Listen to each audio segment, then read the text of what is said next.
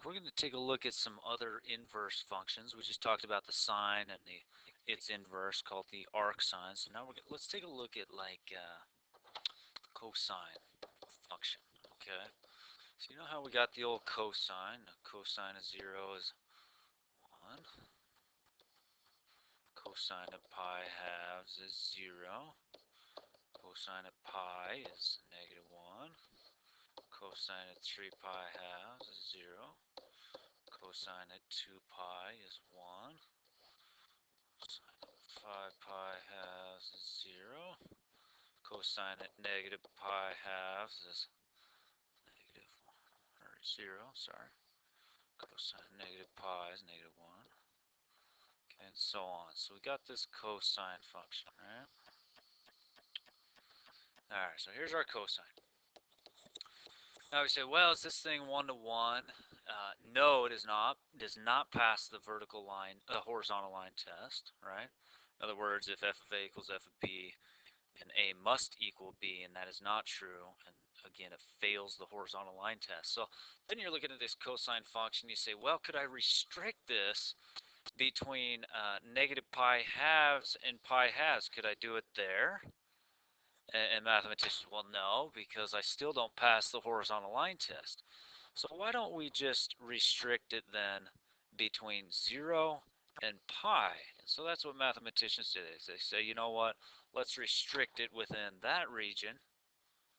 Forget about the rest here. Now it passes the horizontal line test. And so now if it's restricted, if this thing is restricted, so the domain is going to be between 0 and pi, and the range here, of course, between -1 and 1, okay? So I'm restricting it, now it's 1 to 1, so now it should have an inverse, and we'll call that inverse the arc cosine, okay? Or the arc cosine of x, okay? Either of those there, the arc cosine. So let's go ahead and graph that. Well, I said the domain is going to be the old range, right? So from -1 to 1 is going to be my domain. -1 to 1. And then my range is going to be from 0 to pi. From 0 clear up here to pi. Okay, 3.14 there. And then let's graph some points. So the old point, let's start with 0, 1. Okay, so 0, 1 right here. So that's going to be what point? Flip that around, 1, 0. All right, on the new one.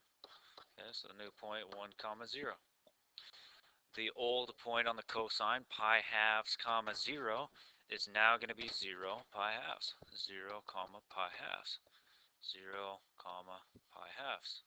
Okay. The old point on the cosine, pi -1, is now -1 pi. -1 pi. Okay. And you could put some more points on here, and soon enough you would see that this thing's got this kind of curvature to it. Okay. So that's the arc cosine curve there. The arc cosine. All right. Let's take a look at the tangent as well. Okay. So the tangent, we know if we graph that, of course that's sine over cosine, right? Whereas the cosine 0, right? Sine over cosine. So I say, well, my vertical asymptotes are anywhere where the cosine is 0. Of course, the cosine of pi halves is 0. Cosine negative pi halves is 0. Cosine 3 pi halves is 0. Okay, and so on. Okay, and they plot some points. You guys know what this tangent looks like, right? So on. They say, well, is this thing past the horizontal line test? I say, no, right? Hits twice. Of course, it hits infinite amount of times there. Oh, no.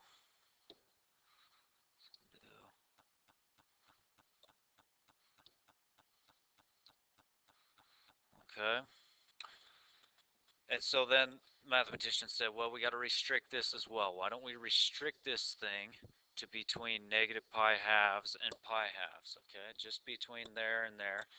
Then we have that it being 1 to 1, so I could find an inverse. Okay, so let's talk about um, the domain here of our original, well, of the restricted domain, I'm sorry, is between negative pi halves and pi halves for this tangent function, right, in between there.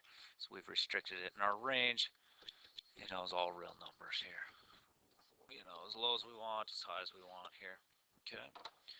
So the arctangent function, arctangent, that's a negative 1 up there.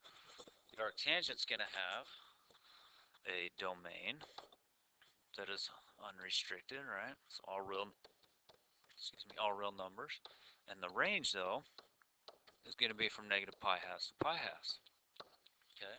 So you know how, like, before we had those vertical asymptotes at negative pi halves and pi halves. Well, guess what? Now that's a horizontal asymptote at pi halves and negative pi halves. Okay. The old point, 0, 0, flipped around, 0, 0, right? The old point on the tangent, like pi force comma 1. Pi force comma 1 is on here, so 1, 1 comma pi force. So 1 comma pi force. Negative 1 would be negative pi force, and so on, and you get a few of these things, and kind of looks like, let's see if I can draw that there. It looks like that there. Okay, of course you could get some more points on there. You plot pi 8s or pi 6, and so on, and see what those are on the tangent function, and flip them around for the arctangent. Soon enough, it looks like our red arctangent function there. Okay, where the domain that's all real numbers, a range from negative pi halves to pi halves, not touching those y values there. Okay, let's do a few problems um, involving our calculator. So first of all, make sure that go on our calculator, find your arctangent button. Make sure that you're in radians. Let's do the arctangent of 4.84, and that should spit out 1.367. Make sure that you can get that. Let's do another one. How about the arc cosine? The arc cosine of negative 0.349. Punch that one in, and you should get 1.927. Again, make sure you're in radians on this. And then let's do the arc sine of negative 1.1. Negative 1.1. You punch that in, and your calculator should say something like non-real result or something like that. In other words, there's no solution to this. Now let's think about that. How could there be no solution to that? Well, remember we restricted the original sine, the original sine, the domain of that was from negative pi halves to pi halves, but the range of the original sine was from negative 1 to 1, which means the domain of this thing can only be from negative 1 to 1, but that right there is negative 1.1, so it's outside the arc sine's domain, in other words, the old range of the sine function. Okay? Oh gosh, I did it again, didn't I? Okay, so the arc sine of negative 1.1 is no solution. Okay.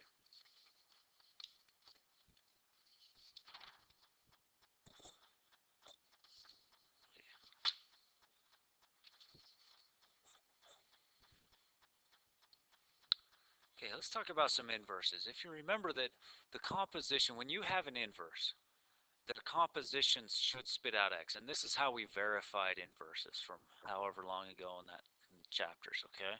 So f of the inverse equals x, and so does f inverse of the f of x equals x, okay? So you have these properties here with the sine, and so the sine of the arc sine should spit out x, okay?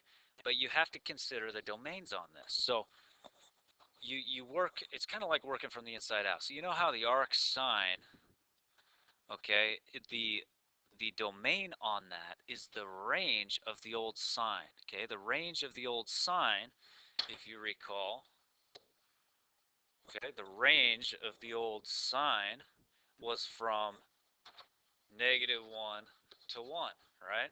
Which means it's the domain of the arc sine. Okay, the domain of the arc sine. Let me go back to it here. Oops. There we go.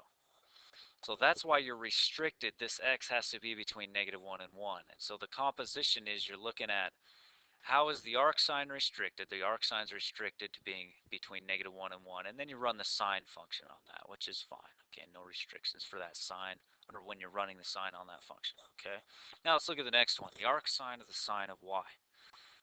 Now you got to look at the sine of y and you say, well, I have restricted this sine, the original sine function, I've restricted it between negative pi halves and pi halves, right? So that's why that's saying you got to be between negative pi halves and pi halves, and then you run the arc sine on that, which is fine there, okay? And then number two, cosine of the arc cosine, again, that x value's got to be between -1 and 1, and so on. Let's look at the arc cosine of the cosine. And the arc cosine of the cosine, you say, again, this one, that cosine has been restricted where? Between between 0 and pi there.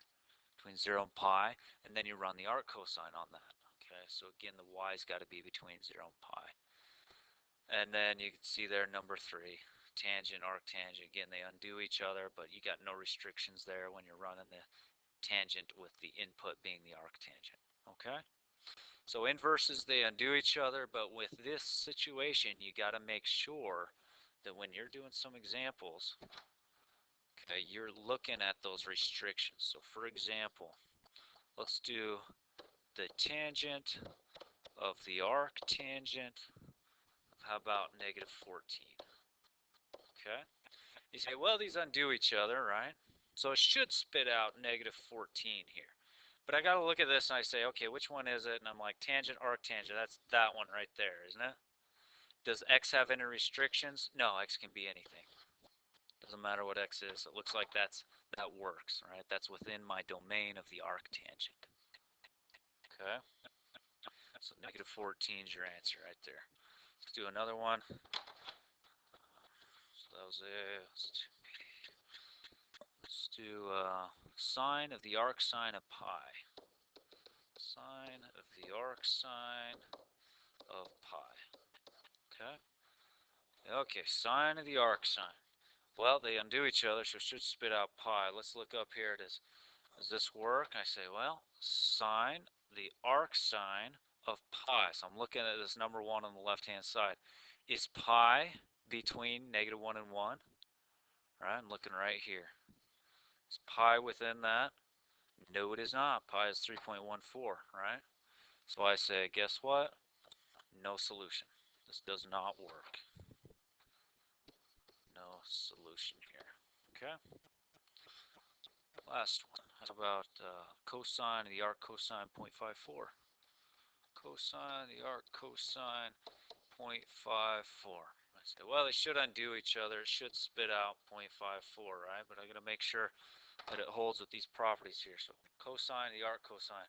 So I'm looking at number two on the left, right? It's 0.54 within this domain.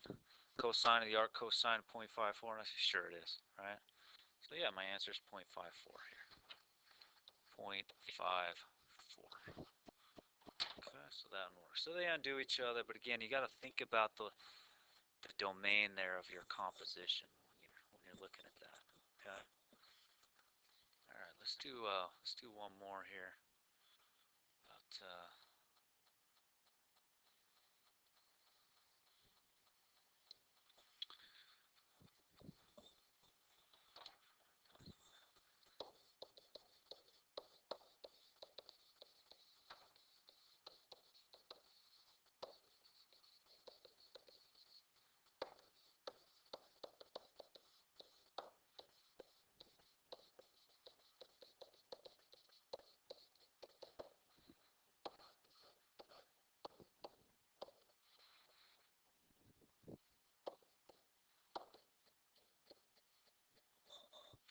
all right, so let's say we got this right triangle, kind of an ugly right triangle there, but anyways, we're trying to write theta as a function of x. So, you know, if you recall that verbiage there, you know, a lot of the time you'll see y as a function of x, right? Y is a function of x. So in other words, Like here's an example, y is a function of x, there's one, a linear situation, right? Y is a function of x, in other words, x is your input, y is dependent on x being your independent variable, right? Y is your dependent variable. So y is a function of x, meaning x is my input, y needs to be solved for, y is all by itself, right? So they want us to write this theta as a function of x, right? Theta as a function of x. So let's think about, if I'm doing this, let's think about the old right triangle trig, right? So if I got this theta here, what am I going to use? You notice I have an adjacent side and I have a hypotenuse. So I say, well, oh heck, another hour of algebra, sine, cosine, tangent, right?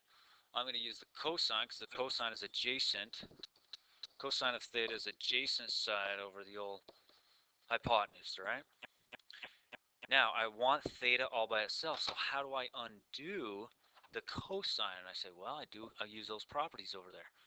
In other words, I run the arc cosine to get that theta all by itself. But I got to run it on both sides here. Okay, so the arc cosine of the cosine of theta is going to be theta. So theta is the arc cosine of 4 over x. And you see how theta is now a function of x. So x is my independent variable, my input, and it will spit out my theta. Theta as a function of x. That's it. Thank you very much for listening. Have a great day.